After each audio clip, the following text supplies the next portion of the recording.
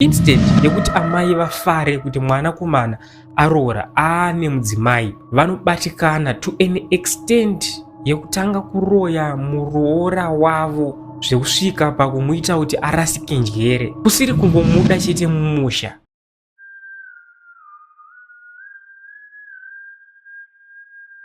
Welcome to Slick Media TV, pano pamazimu Untold Stories, panokupakurirai nyaya dzakasiyana siyana, nyaya dzinotyisa, nyaya dzekuti mukadzinzwa mega munofunga kuti aya manyepo, dziri nyaya dzakatoitika zveshuwa. Kune vachangoti joina, ndokumbira kuti musakanganwa kusiya maita se masubscriber, to all the returning subscribers nemafollowers, ndoda kukutenda nerutsigiro rwamuri kutipa. Nyaya yedu yanhasi inobva kuna sisi vanotsanangura kuti mushure mekunge ndaroorwa, amwene havana kundifarira kuti ndive muroora wavo. Instead of treating me good, vakatanga kunditreata in a very evil way, to an extent kuti muroora uyu akasvika pakubatirwa mushonga otanga kurasika njere. Sida kukupedzerai nguva, toda kuti tinyatsoteerera nyaya iyi, munyatsonzwa kuti zvakafamba sei, chii chakaitika, munyatsonzwa kuti kune vamwe vanhu vane mwoyo isiri yekubereka kunze uku. Okay, inini ndaive ndakamboenda unoroora first marriage yangu. Saka kwandanga ndakaenda, vanhu vatenda vanga vasingadini, vanga vasingandidi, like vanhu vamweni vanga vasingandidi, vanga vasingadi kana kunzwa nezvangu inini kuti kwauya muroora, pose takatombonzwa kuti hanzi vakatomboita kakufenda here chichi. Saka zvadaro inini ndaita nhombo, ndamitiswa paya tofana kuti aiwa rega tichienda kumurume, but atosvika situation yanga iriko waitongoona situation anga ari mawani. Then ndikaningoti nyaya yangu gaga ndinde panyaya, then kuda nayangogara ikoko kuda for 1 or 2 months, then ndobva ndadzokera kumba kwevabereki vangu. Ndadzokera kumba kwevabereki vangu ndobva ndanoponera mwana ikoko. Then murume uya aiva akandiroora, ndobva aenda kuSouth Africa.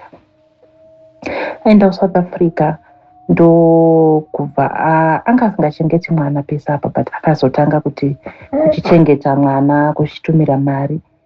Mind you kuti inini ndaita se ndakabva kumba kwavamweni, but anga pane dhera akanditi akusenda mari yangu yemwana nekusenda mari yavamweni kwandiri inini, then ndozonovapa mai vake. Saka ndobva ndamuudza kuti aiwa iwe ungamboita se ungambosendi mari ya mama vako kwandiri, sezvo tisina ukama. Zvikanzi aiwa indongoda kuti muwirirane chete, ndozvandiri kungodini, ndozvandiri kungoda.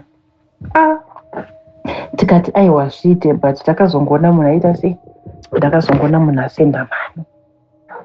Ko wasenderei? Zvikanzi ndanovapa. Saka ini ndakabva ndatongoboeka, ndabva ndangotega ndingonobudisa mari kumukuru, ndiita se ndimupe. Kwakubva ndabudisa mari kumukuru kuya ndobva ndaita se, ndobva ndanovapa vamweni vai. But ndakangoona kuti havana kuita se, havana kufara nazvo, ivo havana kufara nazvo vamweni. But panga pasina option, ndatongoona ndobva ndatongoudza kuti inini hangu handina kuita se, ndakatomudza mwana wenyu kuti aiwa asasenda, ngasende kwamuri, kana achingosenda mari yemwana ngangosenda mari yemwana kwandiri, mari dzenyu osenda kwamuri. Manheru pandakaenda unorara, ndakabva ndangorota vamwe mai vemuraini medu so vachiuya vachiti vamweni vako vati vari kuuya nehembe dzemwana, but pavari kuuya nehembe dzemwana usadzivhura hembe dzemwana idzi, chingodhisa panze, worega umwe munhu oita se odzivhura. Kana adzivhura omuudza munhu iye kuti adzimwaye salt, then wozotanga wadziwacha wozopa mwana woita se opfeka. Ihope dzandairota idzi. Kati alright. Ndobva ndagara 2 days. After hope ndobva ndagara 2 days, ndobva hembe dzauya. Ini zvehope ndanga ndatoita se, ndanga ndatozvikanganwa. Ndobva hembe dzauya, dzakati uya nemunyaya. Hembe dzedzi dzauya, ndobva ndatovhura. Saka pandakavhura plastic bag, ndakanzwa musoro wangu kuti kutema. Ndonzwa musoro wangu kutema, ndobva ndatotanga kutonzwa musoro. Ndobva ndatanga kutonzwa musoro ngashawa kuti musoro uyu zvambotanga sei, plus musoro uyu uri kubvepi. ndobva ndanzi wamboisa salt here chichi nanamhomzi nanamuchembere chichi pahembe dzaita sei pahembe dzauya idzi. Ndobva ndazoti handina. Ndobva ndakazorangarira kuti hope dziya dzandakarota marimwe zuro ndozvadzakuita idzi. Ndobva ndatongoti pamwewo zvangodini zvangoitikira nawo haisi nyaya. Then ndobva ndagara futi, ndobva ndarota tichimhanyiswa nezvinhu. Saka pandaimhanyiswa nezvinhu takasvika tikanopinda mukofini. Saka mukofini maiita kunge mumba, pachimumba umu manga makanaka singaiti. Ende tatiri 3, tandiri ini, vamwe gogo, vana ndisingazivi, but gogo ivo vainzi ndimai vevana vevamwewo vanhu vaigarawo muraini meduwo, vamwewo. Saka neumwe musikana. Saka tapinda mukofini meva takaita 3. Ufichi gogo vaya ndobva vatanga kuda kuita undyire kuti aiwa imimi muri 2, iwe nemusikana uyu budai, inini ndisare. Inini ndichionotora iti upenyu hwandiri kurarama panapa panze pekofini apa hausi kuita, but upenyu huri mukofini umu hwakanaka singaiti. Saka tabva tatanga kuita kakakavadzana, ini chiti inini munomu handisi kuzobuda, musikana uya achiti uneniwo handisi kuzobuda. Ndobva ndabatana nemusikana uya ndobva tati aiwa hapana ari kubuda pai, hapana ari kubuda muno mukofini. Saka gogo vaya vakazongoita kakusimuka, ndobva hapana chaishayikwa mukofini imomo, chese chawaida waitochwana. Saka gogo vaya vakatozoita kakusimuka, ndobva vatipushira panze pekofini pepe, ndobva vavhara dhoo ravo. Saka makuseni pandakamuka, pavakavhara dhoo ravo aitove anga achiri manheru, ndobva ndatopepuka, but ndainzwa kuti panapa handisisiri munhu born, handiri kurwara, handisi kunzwa zvakanaka. Saka ndobva ndambotraya kuvata makuseni pandakamuka. Ndobva ndaona kuti panapa zvinhu hazvisina kumira zvakanaka, ndokurwara. Saka zviri nani ndiende kunoona munhu vanoshandira muraini medu imomo matinogara. Saka pandakaenda kunoona vaya vaishandira vaya, kwakunzi havapo. Vakaenda vakaenda kurufu rwamai vavo vainzi vakashayika. Ufichi mai vavo vainzi vakashayika ndo mai vaya vandakaona mukofini kuhope, ndo mai vakatidzinga mukofini. Saka ndakazozvibatanidza zviri 2 ndikashaya kuti zvinhu zviri kumborevei chaizvo chaizvo. Ndakarwara, saka ndakatanga kurwara nezvinhu zvandanga ndisinganzwisisi. Ndakatanga kuti ndairarama kuseni, manheru ese ayi ndaisingakwanisi kurara. Hameno kuti rimwe zifeeling randaingonzwa, hameno zvandainzwa manheru. Ndaitongoziva kuti vanhu vakungoendavo kunorara, but ini handina kwandiri kumboenda, ndongonogara. Ufichi ndikarara ndaivhunduka. Plus chimwe chaitika masikati, ndaigona kutongoti ndikaona foshoro kana pig kana badza chairo chimwe chinongonzi chinocheresa pasi, ndainzwa kuti ndakufa, ndainzwa kuti zvinhu zviya zvakuuya, hameno zvandainzwa mumusoro mangu kuti zvinhu zvakuita zvakuuya. Saka sometimes ndaigona kutomuka pakati peusiku ndonzwa kuti ndikuda kuenda panze, ndotoenda panze, ndonzwa kuti ndikuda kudziya moto chaiko chaiko, panapa ndikunzwa kuda kuti ndidziye moto. Apa inini kwekuti ndifambewo kuti zveko kuti ndiende, ndasingaita ndasingakuzivi, ndaingoziva ivavo vemuraini ivavo vanga vakaenda kunochema mai vaya vakatidzinga mukofini. Ndobva ndati alright, panapa nyaya iripo ndekutongoti ndikutongotraya kunamata. Saka ndati ndikangopfugama kuti nditange kunamata, ndainzwa kuti zvinhu zviya zvakuita zvakuuya. Ndosimuka ndichivhunduka ndichinzwa kuti panapa ndikunzwa kuita ndikunzwa kuti pane zvinhu zviri kuuya kwandiri, pane zvinhu zviri pandiri, hameno kuti ndozvitsanangura ndichiti chii. Apa ndaigara namai, ndaigara nababa vangu nemwana mucheche wandandinaye. But manje nenyaya yekuti unenge mitisiwa ukadzoka nemwana pamba, vanenge vasina basa newe. Saka kwakazoita rimwe day 1 randakarara nemwana ndobva ndamuka pakati peusiku ndichinzwa kuti zvinhu zviya zviya manje zvakuchiuya, ndakunzwa kuti ndakuda kufa. Ndobva ndatongoenda bedroom kwanga kwakarariwa namai vangu nababa vangu. Ndobva ndasvika ndikanowadza kuti ininika panapa ndakufa, izvo ndizvo handichaita sei, handichazvikwanisi. Nezvandakunzwa ndakunzwa kuti ndakufa. Then musi uyo mwana wangu akamuka pakati peusiku zvasati akamboita. Chero mai vangu vakatotaura kuti izvi zvatiri kuona izvi mwana asati akambozviita izvi zvekumuka pakati peusiku. Ndobva vangoti iwe enda unorara kurumidza. Ndinoratsa kuti chero zimhepo rachona chairo raive ravavha ravo ivo. Saka vakabva vazongoti iwe kurumidza ndinorara chichi. Ndikati panapa ndoda kumbobuda panze, ndoda kuenda unovesa moto panze. Apa pakati peusiku ndaingonzwa kuti pakati peusiku pakangosvika ndoda enda panze, ndoda enda unovesa moto panze. Apa pakati peusiku ndobva vati tipe mwana, iwe zvinhu zvauri kuita hazvichatombonzwisisiki, tipe mwana we. Ndobva ndavapa mwana, ndobva ndabuda panze. Ndakabuda panze ndikanotsvaka huni pakati peusiku, ende huni dzachona nditombozvi kuti ndaidziwana sei. Ndikadzoka ndikavesa moto, ndikadziya moto. Ndobva ndakanzwa kuti ndakunzwa zviri nani. Ndobva ndadzokera mumba, ndobva ndagara. Kana kwakuedza ndobva ndaizoita sei, ndobva ndaizokwanisa kurara. Ndobva ndazongoudziwawo neumwe munhu kuti iwe kuna vamwe mai vanoita zvengotsvuku vanoshandirawo, wadii wamboita sei, wadii wamboenda. Saka ndakati ndichisvika kuna mai vavo ndakawana mai vavo vasipo. Ndawana mai vavo vasipo, ndobva ndati rega ndivamirire. Ndobva mai vaya vazouya kuda after 1 hour kana 1.5 hours. Ndobva mai vaya vasvika, ndobva ndati inini ndauyawo kuzoshandigwa. Ndobva mai vaya vati handikwanisi kuita sei, handikwanisi kushandira kuzi ndakatozvineterawo. Ndikati ndokumbirawo chero kupiwa mutero wekuti ndingonoita sei, ndingonogeza zvawo. Mai vaya vakati inini izvo handite sei, handisi kuzvikwanisa, dzokerai henyu.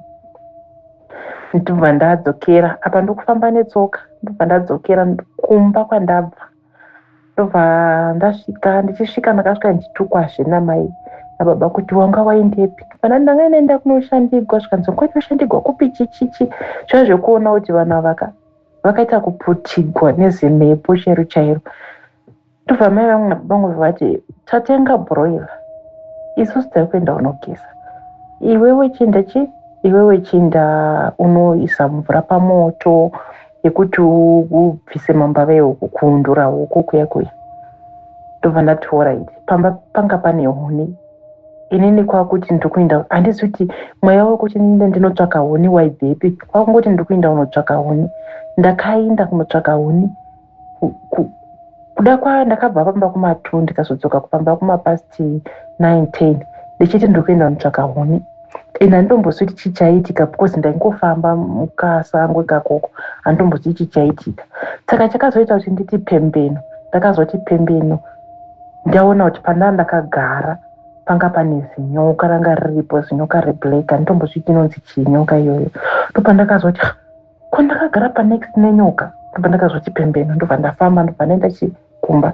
Chisvika kumba ndakasvika ndakamirirwa kunzi kwewe wanga uri kupi, ona tanguri takudza kuti undura huku panapa uite zvehuku. Ndobva ndaenda notsvaka huni. Wanga uenda notsvaka huni kupi? Huni dziripo panapa, zvikozisa zvakutoita kunge ndiri kunyepa.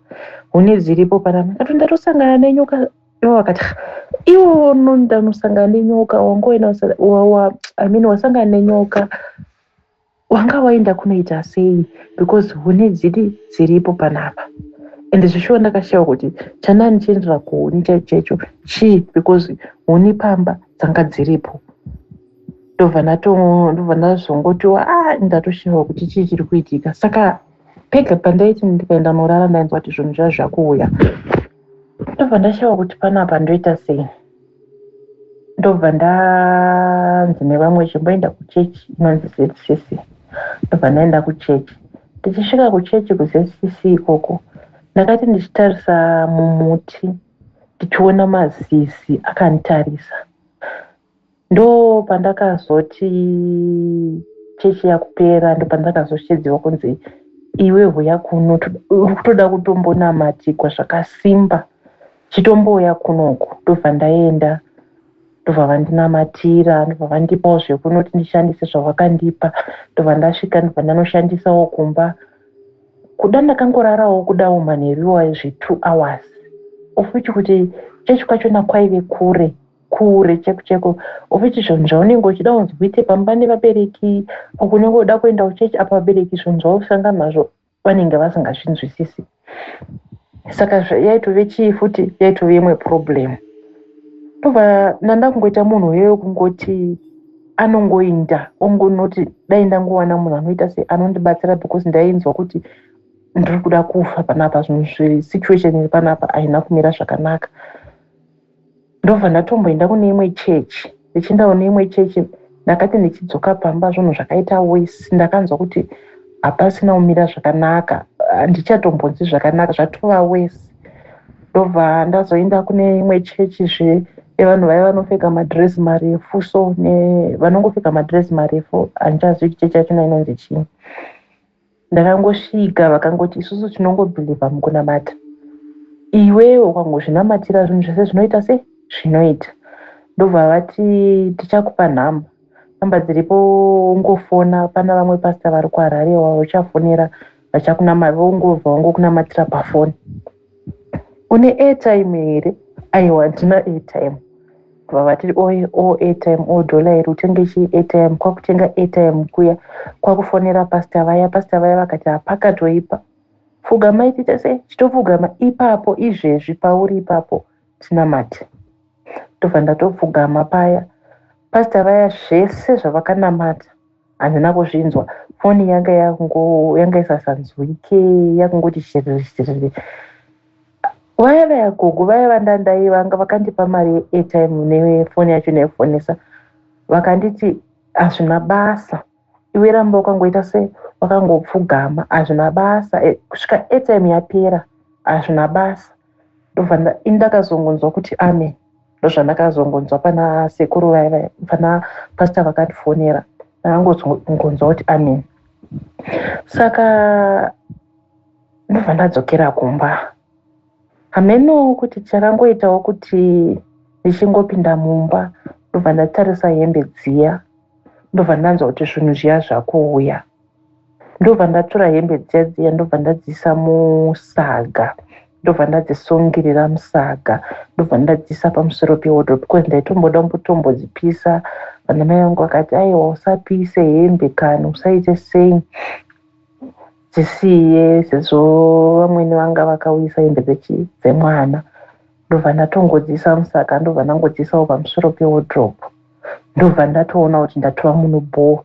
zvinhu zvese zvave back to normal saka ndobva ndangoitawo futi zverimwe day randaida kuti ndirongedze zvinhu ndibvise zvinhu zvinenge zvisasaiti mumba ndobva ndasunungura saga riya ndobva ndanzwa kuti zvinhu zviya zvadzoka ndichisunga saga riya kuti zvendidzosera zvinhu zveshe ndobva ndanzwa kuti ndava munhu ari bho saka ndakambopinda bhizi zvekutoti hameno zvekutoti ndingadai ndakutopenga ndakatombosirira pati yekuti ndakatombopoza ndatomboita kunge munhu anopenga because ndakatombomuka futi zvepakati peusiku ndichinzwa kuti zvinhu zvazha zvava mumusoro ndikatora chigero ndikazvigera mumusoro meso pakati peusiku baba vangu vakati iwe haugere musoro pakati peusiku zvambonyanyoita sei akavadzwa kuti inini handizivi ndakungoitawo zvinenge zvichingoitawo kuti ndivewo bho but chakakosha kunamata because kubva ipapo ndakabva ndatanga kuchinamata chaiko chaiko kuonawo kuti pano panyika pane varoyi chaivo chaivo ende mai vavo ndaitombovarota futi zvevamwene vavo vachitomboti ndiri kutsvaga nyoka dzangu ende nyoka yandakaona mudream vachiitsvaka ndonyoka iya yandakaona pandakaenda kunotsvaga huni paya pandambokudzai kuti ndakatoti ndakagara nyoka ndave ndakatogara padhuze nezinyoka iroro saka varoyi variko zvakaoma vamwe ndo vanoti kana muroora achinge auya mumusha they celebrate because vanenge vakuziva kuti mhuri yawedzera ato mwana musikana auyawo mumhuri imomo amai vanofanira kumubata semwana musikana wavo. Well, this is different. Vakatoita godo amweni, vakatofunga kuti vakuda kuzotorerwa mabenefits avainge vachizowana maybe kubva kune mwana wavo mukomana kana kuti muroora achazenge akumisa mwana komana wavo kuti achengete amai. Unofunga kuti kudiko pamusoro penyaya iyi? Let me know what you think in the comment section. My name is Slick Nelikwan pano pa Slick Media TV Mazim Untold Stories. Kana une nyaya yako uchida kundibata, sakanga unondibata pa 0777 448 050 0777 448 050. Until next time, kozvaza.